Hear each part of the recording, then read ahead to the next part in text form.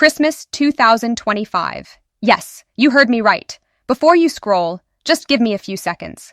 My brother, my sister, we are entering a time where many Muslims get confused, carried away, or pressured into doing what is not part of our deen. So listen closely. As Muslims, we do not celebrate Christmas, not because we disrespect anyone, not because we hate anyone, and not because we look down on another religion. No, it's simply because our Prophet taught us that a Muslim does not imitate the religious celebrations of other faiths. And for the Christians watching, listen carefully. We do not hate you. We do not insult your faith. We simply cannot take part in something that goes against what we believe about Allah, about prophethood, and about worship. But even historically, Christmas was never the original birth date of Jesus. Many historians, even Christian scholars, say Jesus was not born on December 25th. And the early Christmas festival was built on older winter celebrations that included rituals completely disconnected from Jesus himself. So when we say we don't participate, it is not disrespect. It is simply clarity, truth, and obedience to our Creator. So for Muslims, this is not our festival. This is not our worship. This is not our identity. Stay firm.